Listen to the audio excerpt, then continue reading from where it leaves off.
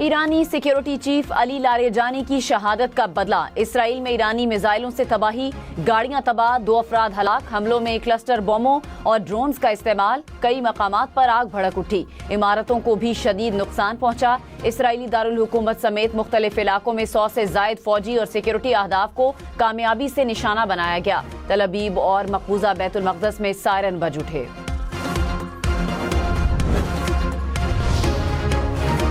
علی Larijani اور غلام رضا سلیمانی شہید کی نماز جنازہ آج ہوگی۔ ایرانی قومی سلامتی کونسل کا کہنا ہے امریکی اور اسرائیلی حملے میں علی لاریجانی بیٹے مرتضیٰ سمیت شہید ہوئے۔ لاریجانی تہران کے مشرقی علاقے میں اپنی بیٹی سے ملنے گئے ہوئے تھے۔ پاسداران انقلاب کی رضاکار فورس کے سربراہ غلام رضا سلیمانی بھی شہید ہوئے۔ ایرانی صدر مسعود پزشکیان کا علی لاریجانی کو خراج عقیدت، کہا لاریجانی نے خطے میں امن اور سلامتی کو فروغ دینے کے لیے کوششیں کی۔ پاسداران انقلاب نے کہا علی لاریجانی کا خون رائے گا نہیں جائے گا۔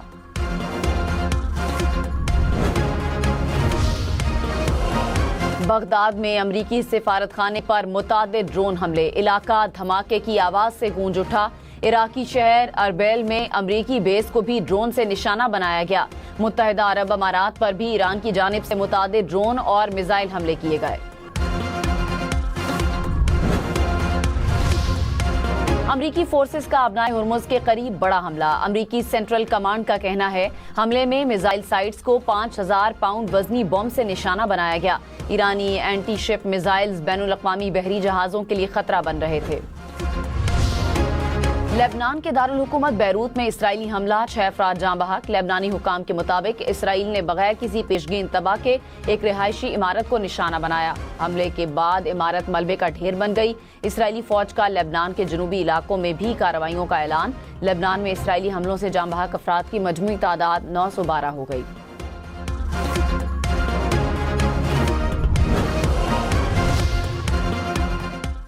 اسٹاک مارکیٹ میں تیزی، 100 انڈیکس میں 3600 سے زائد پوائنٹس کا اضافہ۔ کچھ دیر پہلے انڈیکس 1,53,000 سے زائد پوائنٹس کی سطح سے اوپر دیکھا گیا۔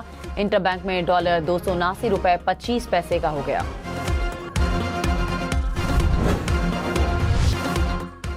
نیٹو بڑی غلطی کر رہا ہے، میں خوش نہیں ہوں۔ امریکی صدر کا نیٹو کے ایران جنگ میں شامل ہونے سے انکار پر رد عمل، کہا نیٹو ممالک نے آگاہ کیا وہ فوجی کارروائی میں شامل نہیں ہونا چاہتے۔ نیٹو کا مدد نہ کرنا حیران کن ہے۔ نیٹو کے مدد نہ کرنے کے منفی اثرات ہو سکتے ہیں۔ جاپان، آسٹریلیا، جنوبی کوریا کی بھی مدد نہیں چاہیے۔ فرانس کے صدر بہت جلد عہدے سے الگ ہو جائیں گے۔ برطانیہ کے وزیر اعظم سے مایوس ہوں۔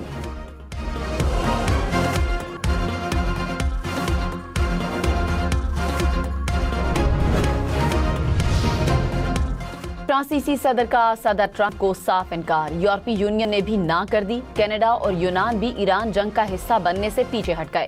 صدر میکرون نے کہا کبھی بھی آبنائے ہرمز کھلوانے کا حصہ نہیں بنیں گے۔ سربراہ خارجہ پالیسی یورپی یونین نے کہا ایران جنگ یورپ کی جنگ نہیں ہے، آبنائے ہرمز پر سفارتی طریقے تلاش کرنے ہوں گے۔ یونان کے وزیر اعظم بولے کسی بھی جنگی مہم جوئی کا حصہ نہیں بنیں گے۔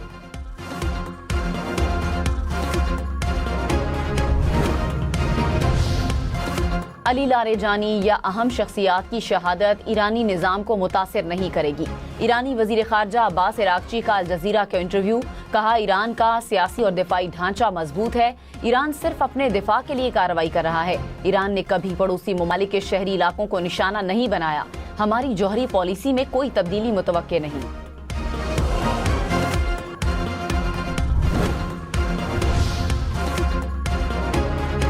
ایران جنگ کے خلاف امریکی انتظامیہ تقسیم، ڈائریکٹر نیشنل ٹیررزم سینٹر جو کینٹ نے صدر ٹرمپ کو استعفیٰ بھجوا دیا، کہا ایران میں جاری جنگ کی حمایت نہیں کر سکتا۔ ایران نے امریکی قوم کے لیے کوئی خطرہ پیدا نہیں کیا۔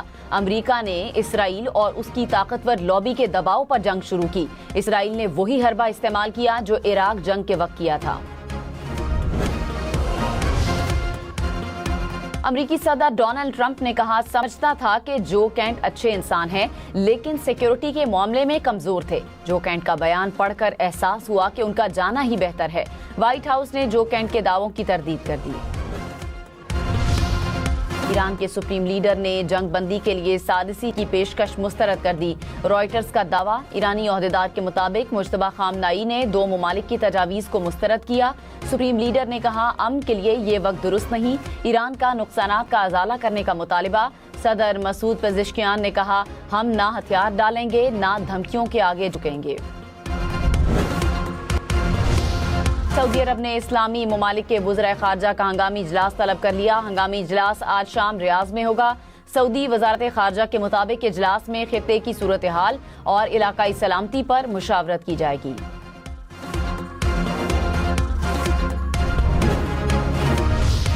افغان طالبان رجیم کا اسپتال کو نشانہ بنانے کا الزام بے بنیاد قرار۔ وزیر اطلاعات عطا تارڑ نے کہا، طالبان رجیم اعداد و شمار پر کوئی گواہ سامنے نہیں لا سکا۔ پاکستان صرف دہشت گرد اور فوجی اہداف کو نشانہ بنا رہا ہے، کسی اسپتال یا ڈرگ ریہیب سینٹر کو نشانہ نہیں بنایا گیا۔ پروگرام ہم دیکھیں گے میں مزید کہا، پاکستان افغانستان میں موجود دہشت گردوں کو تباہ کرتا رہے گا۔ وزیر دفاع خواجہ آصف نے کہا، محسن کش لوگ 50 سال پناہ دینے والی ریاست پر حملہ آور ہیں۔ ہم نے 78 سالہ تاریخ میں بہت غلطیاں کی، لیکن ان کی مہمان نوازی سب سے فاحش غلطی ہے۔ افغان طالبان رجیم کے دعووں پر کہا، دعوے وہ کر رہے ہیں جو مساجد پر حملے کراتے ہیں، معصوم بچوں کو خون سے نہلاتے ہیں۔ یورپین پارلیمنٹ میں افغان طالبان کے سیاسی اور عسکری مخالفین کا اجلاس۔ افغان طالبان رجیم پر کڑی تنقید۔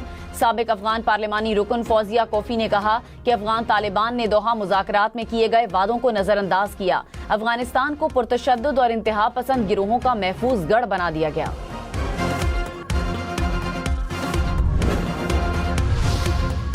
عالمی منڈی میں تیل کی قیمتوں میں کمی۔ امریکی خام تیل کی قیمت فی بیرل 92.84 ہو گئی۔ برینٹ کروڈ فی بیرل $101 کا ہو گیا۔ گیس کی قیمتوں میں بھی کمی ریکارڈ۔ جلد آبنائے ہرمز سے بحری جہاز گزریں گے، صدر ڈونلڈ ٹرمپ کا دعویٰ۔ کہا، آبنائے ہرمز میں بارودی سرنگیں بچھانے کا علم نہیں۔ ایران کے بارودی سرنگیں بچھانے والے 24 جہاز تباہ کیے۔ ایران اب بھی کوئی بارودی سرنگ لگا سکتا ہے۔ جرمن وزیر خارجہ نے کہا، آبنائے ہرمز سے محفوظ گزرگاہ کا حصول ممکن نہیں۔ امریکہ محفوظ نہیں بنا سکتا تو یورپی افواج بھی ایسا نہیں کر سکیں گی۔ آبنائے ہرمز کو محفوظ بنانے کے لیے ایران سے معاہدے کی ضرورت ہوگی۔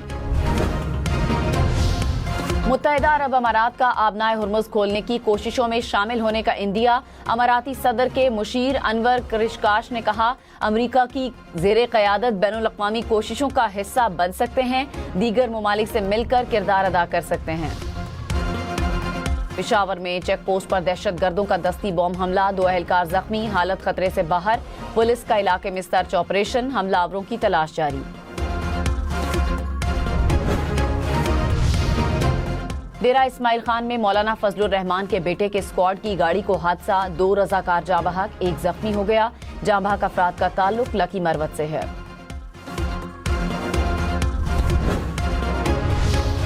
23 مارچ کو یوم پاکستان کی پریڈ اور تقریبات نہیں ہوں گی۔ وزیر اعظم کی ایڈوائز پر صدر مملکت نے منظوری دے دی۔ یوم پاکستان کی اعزازات کی تقریب اب 28 اپریل کو ہوگی۔ فیصلہ کفایت شعاری اقدامات کے باعث کیا گیا، صرف پرچم کشائی کی تقریبات ہوں گی۔ وزارتوں اور محکموں کو یوم پاکستان سادگی اور پروقار طریقے سے منانے کی ہدایت۔ کراچی پورٹ ٹرسٹ کے مین چینلز کی گہرائی بڑھانے کا فیصلہ، وفاقی وزیر جنید انوار کا اعلان۔ کہا، کراچی پورٹ ٹرسٹ کے مین چینل کی ڈریجنگ آج سے شروع ہوگی۔ چینلز کی گہرائی 14 میٹر تک بڑھائی جائے گی، جس کے 3 ماہ بعد بڑے جہازوں کی آمد ممکن ہوگی۔ منصوبہ پاکستان کی بحری صلاحیت میں نمایاں اضافہ کرے گا۔ اسلام آباد اور راولپنڈی میں بادل برس پڑے، مختلف علاقوں میں کہیں ہلکی اور کہیں تیز بارش۔ موسم خوشگوار ہو گیا۔ لاہور، سرگودھا، ملتان اور میاں والی سمیت پنجاب کے مختلف شہروں میں بھی بارش۔ شمالی بلوچستان میں بارش برسانے والا سسٹم داخل۔ سندھ اور بلوچستان کے مختلف علاقوں میں بادل برسے۔ محکمہ موسمیات کی 20 مارچ تک بارش کی پیش گوئی۔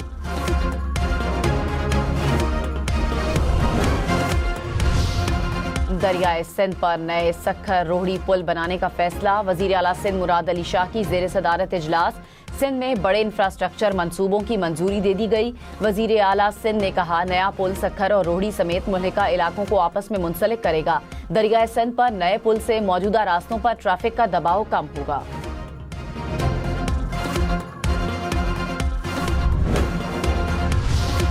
सऊदी अरब में शवाल का चांद देखने के लिए इजलास आज होगा। माहिरीन फल्कियात के मुताबिक खलीजी ममालिक में चांद नजर आने का इम्कान नहीं। ईद 20 मार्च जुमे को होने की तवक्को। पाकिस्तान में मरकजी रुयत हिलाल कमेटी का इजलास कल इस्लामाबाद में तलब। स्पार्को के मुताबिक 19 मार्च को शवाल का चांद नजर आने के इम्कानात कम हैं।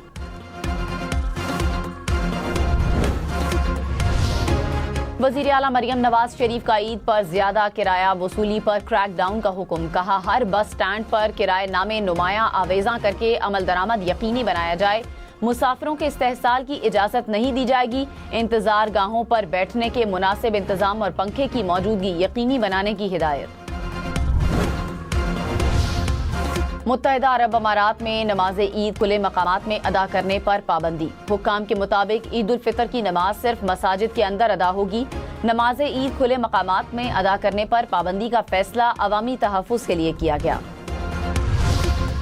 अमरीकी तैयारा बरदार जहाज पर लगी आग बुझाने में 30 घंटे लगे। न्यूयॉर्क टाइम्स का दावा। कहा, अमले के 600 से ज्यादा अरकान बिस्तरों से महरूम हुए। अमरीकी एहलकार फर्श और मेजों पर सोने पर मजबूर हैं। धुएं के बाइस दर्जनों एहलकार सांस के मसाइल का शिकार हैं। यूनानी मीडिया के मुताबिक अमरीकी बहरी बेड़े अगले हफ्ते यूनान वापस पहुंचेगा।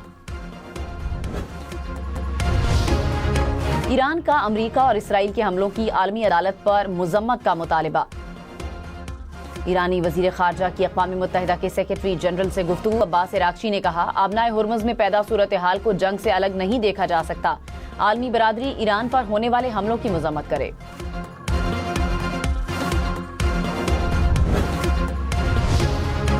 ईरान के सस्ते मगर मोहलिक शाहिद ड्रोन से हालिया जंग में बड़े पैमाने पर तबाही।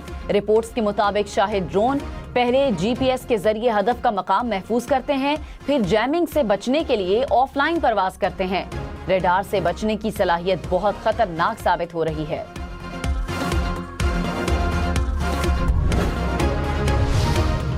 ईरान की सुप्रीम लीडर मुज्तबा खामनाई की रूस में मौजूदगी की तरदीद। मॉस्को में ईरानी सफीर ने कहा, मुज्तबा खामनाई तेहरान में मौजूद हैं, अस्करी और सियासी मामलात की बराह रास्त निगरानी कर रहे हैं। जंग के बाद ईरान की तेल की बरामदात में इजाफा। फाइनेंशियल टाइम्स का दावा। कहा, ईरान को यौमिया $140 मिलियन की आमदन हो रही है। जंग शुरू होने के बाद जजीरा खारक से 13 बहरी जहाज रवाना हुए। 2 करोड़ 40 लाख बैरल से जायद ईरानी तेल आबनाए हुर्मुज़ से गुजरा।